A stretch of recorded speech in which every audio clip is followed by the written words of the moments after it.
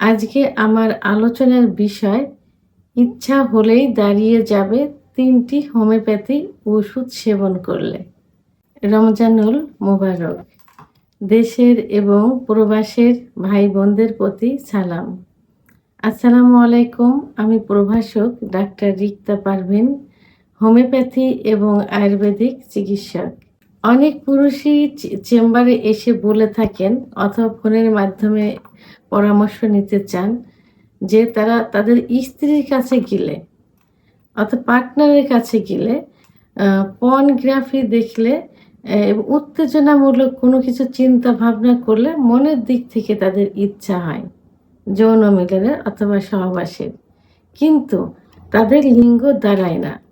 যখন তাদের বিভিন্নভাবে প্রশ্ন করি, যৌন অক্ষমতা চিকিৎসা নিতে আসে যে আপনার ইচ্ছা হলেই কি লিঙ্গ দাঁড়ায়, তখন তারা বলে থাকে যে সমস্যা ওইখানেই, ইচ্ছা হচ্ছে কিন্তু আমাদের লিঙ্গ দাঁড়াচ্ছে না, আমরা কোনোভাবে স্ত্রীর সঙ্গে সহবাস করতে পারি না, স্ত্রীর কাছে শুইতে দেয় না, কারণ স্ত্রী গণ্ডগোল করে যে যেটার জন্য তোমার কাছে যাওয়া তুমি যদি সেইটাই যদি করতে না পারো, শুধু শুধু কষ্ট দিয়ে কোনো লাভ আছে? তো অভিযোগটা এভাবেই থাকে। তাদের স্ত্রী, অনেকের স্ত্রী দেখা যায় যে আলাদা বেডে ঘুমোচ্ছে, তার ইচ্ছা আছে কিন্তু বাট কোনো কিছুই মানসিক ইচ্ছা আছে, শারীরিক কোনো ক্ষমতা তার ভিতরে নেই। আবার অনেকে বলে থাকেন যে ছুটিতে বাড়ি আসছি, মানে সমস্যা মনে হচ্ছে এইটা, অথবা স্ত্রী কষ্ট পাচ্ছে, তখন ছুটি আছে বাট ওভাবেই আবার চলে যাচ্ছি। দেশের বাইরের থেকে যারা আসে তাদেরও একই কথা, যে ছুটি ছিল তারপরেও আমরা চলে আসছি। আবার অনেকে বলে থাকে যে ছুটি হয় কিন্তু আমরা যাই না, শুধু এই একটা কারণেই। তো এখন এই সমস্যা বিভিন্ন কারণে হতে পারে। পুরুষের সাধারণত 25-এর পরে যে পুরুষের যৌন যে hormone, sex hormone, testosterone hormone কমতে থাকে। অনেক সময় হরমোন কমে গেলে এটা হয়। বিশেষ করে যাদের লিঙ্গের ভিতরে ব্লাড সার্কুলেশনটা কমে যায়, অর্থাৎ নার্ভ যখন ইঙ্গিত দেয় সেক্স উত্তেজনা বডিতে আসে, তখন কিন্তু টোটাল বডিতে রক্ত চলাচল শুরু হয়। বিশেষ করে হার্টের থেকে লিঙ্গের ভিতরে বেশি হয়। তা যখন এই রক্ত চলাচল কমে যায়, তখন লিঙ্গ আর উত্থান হতে চায় না। আর এই রক্ত চলাচল বিভিন্ন কারণে কমতে পারে।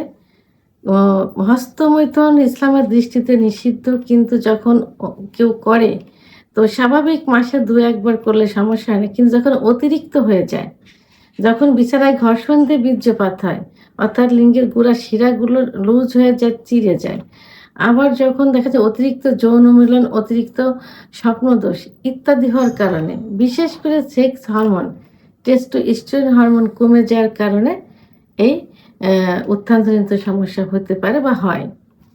তো তার জন্য প্রথমে কি করতে হবে সমাধানের জন্য? এই যে কারণ, এই কারণগুলো বন্ধ করতে হবে। পাশাপাশি একজন রেজিস্টারকৃত হোমিওপ্যাথি ডাক্তারের শরণাপন্ন হতে হবে, যার কোনো পার্শ্ব প্রতিক্রিয়া নেই। তো আজকে আমি 3টি মাত্র হোমিওপ্যাথি মাদার টিংচার নিয়ে আলোচনা করব।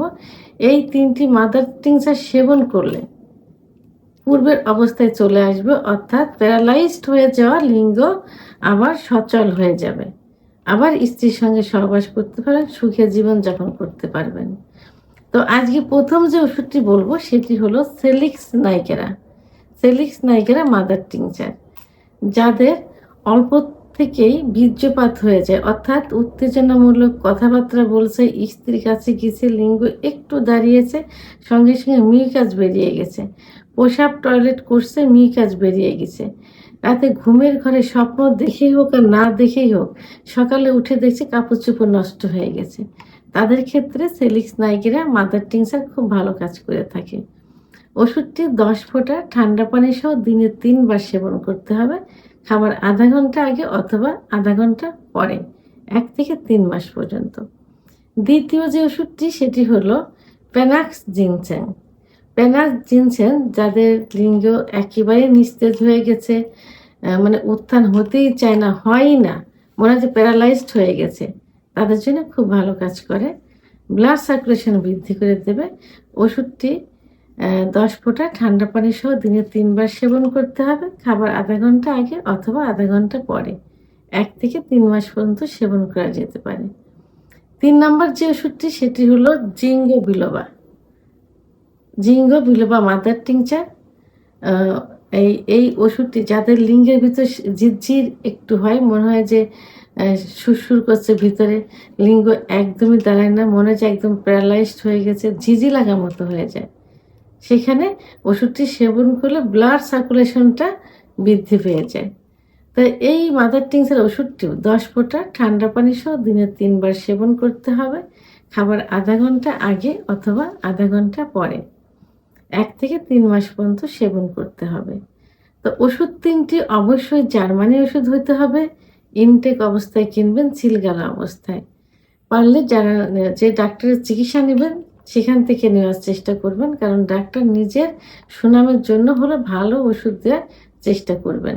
ওষুধ ৩ টি ১ থেকে ৩ মাস সেবন করার পরেও যদি একটু সমস্যা থাকে আরও বৃদ্ধি করে খাওয়া যেতে পারে। ভিডিওটি সম্পর্কে যদি কোনো মতামত থেকে থাকে অবশ্যই কমেন্টসের মাধ্যমে জানাবেন। আর ভিডিওটি ভালো লাগলে লাইক, কমেন্ট, সাবস্ক্রাইব করে আমার সঙ্গে থাকুন। আল্লাহ হাফেজ।